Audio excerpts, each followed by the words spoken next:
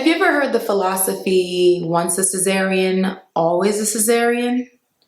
Well, let me tell you, we've come a long way from that. Hey everyone, welcome back to my channel. Today's video will be discussing vaginal births after cesarean section, or something called a VBAC. So let me just clarify something. You're not considered a VBAC patient or client until you've actually had that. You're first considered a trial of labor after cesarean, or a TOLAC client. So this topic has been, discussed for many years, mainly by patients who've had a C-section prior and desires to try for a vaginal birth, or people who just want to avoid having a C-section altogether and they're trying to just increase their chances to have a vaginal birth. So let's just first start talking about when a provider decides whether to allow a person to have a trial of labor after cesarean, and I'm just going to start calling it a TOLAC or a repeat cesarean. They have to basically outweigh the pros and the cons, especially when it comes to the birthing person and the unborn fetus. So if the decision puts these two people at risk, then no provider should allow a person to have a TOLAC. So let's first start talking about just the different contraindications. So who's not an ideal client for a TOLAC? So any person who's had 2 or more cesarean deliveries. So let me just let you know this. There are providers that will allow a person after 2 C-sections. Some providers won't even allow you after 1. So once a C-section, always, as I was saying in the beginning of the video. But I'm grateful to work for a practice that does allow people to try after 2. So now when it comes to the C-section, it depends on the type of incision that you've had. So most people have had low transverse incisions, especially here in the States. But overseas, there are providers still performing classical or T-shaped incisions. And those incisions, you automatically are not a candidate. So a low transverse is basically a horizontal incision in the across the lower pelvic region. Another contraindication are people who have had extensive transfundal uterine surgery. So if you've had a removal of a fibroid, or in medical terminology, a myomectomy, then you're unfortunately not a candidate. Anyone who has had prior uterine rupture is also not a candidate. And we'll talk about that a little bit more in depth. Also, a contraindication to trying for vaginal birth is being very careful of inductions, because we cannot ripen your cervix with prostaglandins. So many of you may have heard of Cytotec or Cervidil, which they use to help open up the cervix. We cannot use that, because that will then put you at risk for uterine rupture. And speaking of uterine rupture, that's the #1 risk when it comes to anyone having a TOLAC.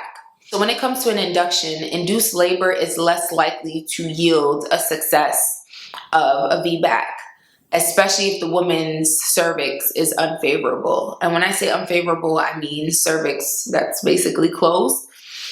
So for all of my trial of labor patients, I usually around 38, 39 weeks will start to check their cervix, and I will definitely encourage them to do things to just basically encourage spontaneous labor to happen. And I actually have a video on 8 tips to induce labor naturally and safely, so you can check out that video. Another contraindication, and this varies from provider, is based on how close together your pregnancies are. So typically, most providers will recommend 18 months between pregnancies, so keep that in mind. But I've definitely seen people have successful, or people allotted the chance to try when their pregnancies are a little bit closer together. That's why it's really important for you to not only choose a provider who's confident in their abilities, but also has good experience with clients who have tried for a vaginal birth and they've been successful. So those are basically the contraindications. And as I said, the biggest risk is your uterus rupturing.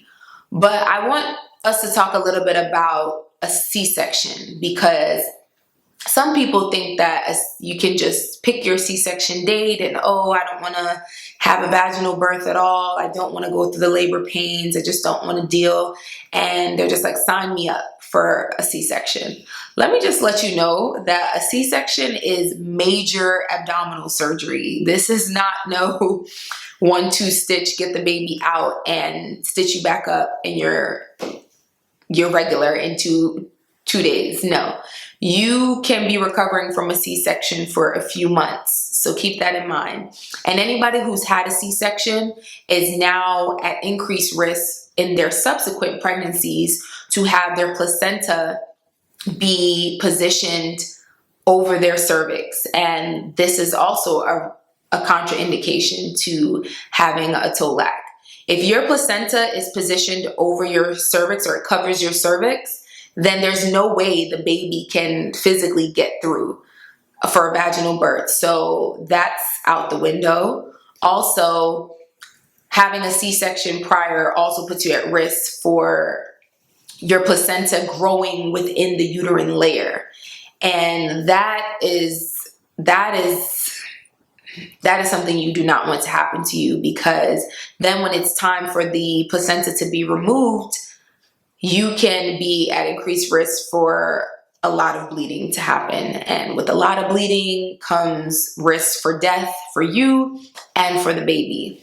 So a few statistics. So first of all, there's a 70% successful rate of vaginal births after cesarean. So that's a pretty good number, but take into account that this is specific to people who've had a vaginal birth before and then ended up having a C-section and then would like to try for vaginal birth again, because your body basically has done it before. So that, that gives you a more likely chance to do it again. But if you've never had a vaginal birth and you've just had a C-section, your body has never actually had a vaginal birth. So we have to take into consideration your pelvimetry, so the shape of your pelvic cavity. So there's 4 different types of pelvic cavities. The one that's optimal for vaginal birth is a gynecoid pelvis. And I'll allow you guys to, do your homework on the different pelvic cavities, or I can just do a separate video on that.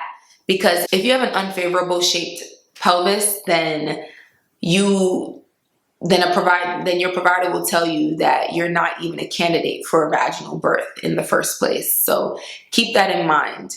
And I just want you guys to know that there's a 0.4 to 0.7% risk of uterine rupture to happen. So very small risk, but still a risk. So uterine rupture is associated with 14 to 33% likelihood of needing a hysterectomy, which is a removal of the uterus. And there's actually a 6% chance of intrapartum fetal demise, so the baby passing away. So let's talk a little bit about, in regards to the type of provider you want to go to, I know that although I'm a hospital-based midwife, there are many people who desire to have a home birth or a birth center birth. And there have been many women that have been successful. But I think it's really important to choose a midwife who's experienced with these and who have a great relationship with transfer of care to a hospital, just in case emergency arises. And these midwives need to be well equipped and aware of the signs that a person needs to be transferred. So just keep that in mind. So all in all, it's important for you to make an informed decision about what provider you decide to go with in regards to your pregnancy. And I think that increases your chance and likelihood of having a vaginal birth. So until my next video, guys, peace and love. See you later.